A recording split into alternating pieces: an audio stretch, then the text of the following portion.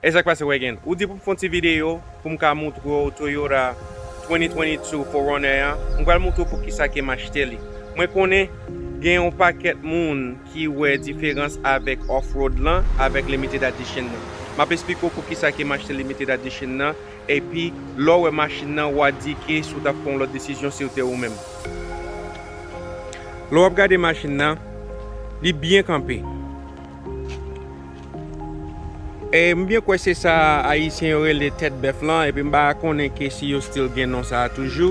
But lò wap gade off-road lan, mpa fin reme jan devan off-road lan look, but limited edition nan mwen reme jan li kampe, e mwen reme koule bleyan an pil.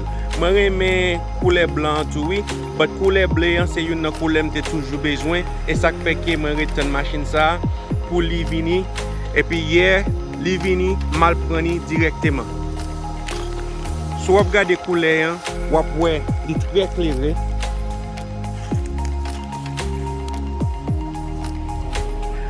Nan tout machine mwen te ka pran, se yon nan machine ke mwen reme an pil.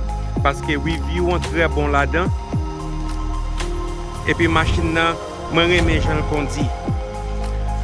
Sak bon nan machine sa, mwen ka start li avek kleyan, sa mpa entre la dan. Pi for new machine gen feature sa yo tou. Mwen pran black leather interior, paske mwen kwe sa pi bon, paske si ti moun yo talagon bagay chou chez lan, la pi fasil pou mwen clean ni.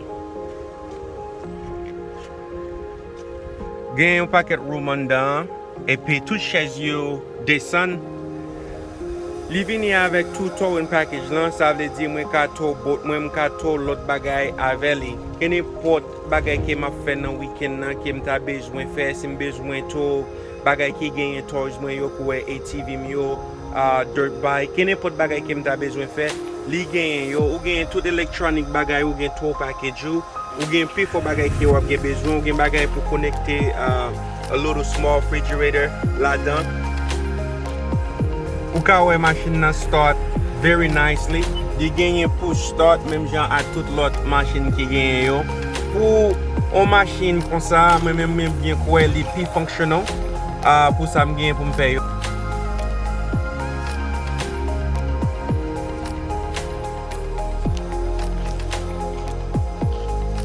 The machine nan up close.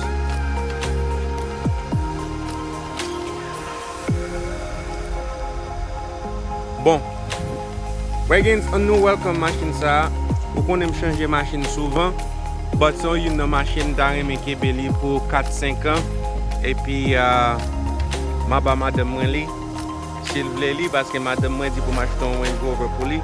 So nan 2022 se Range Rover an mwen l'achete pou madame mwen, but mwen gen pou mwen retire de 3 machine, paske mwen gen 3 machine nan assurance mwen, paske chak machine sa yo gen full coverage, epi pi fo nan machine yo mpa kondi yo fasil, paske mwen toujou busy, ap trade, ap fe lot bagay, paske mba gen tan pou mkondi tout machine sa yo.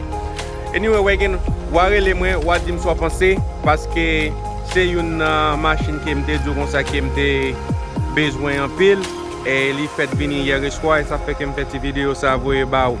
Anyway, till next time, be blessed.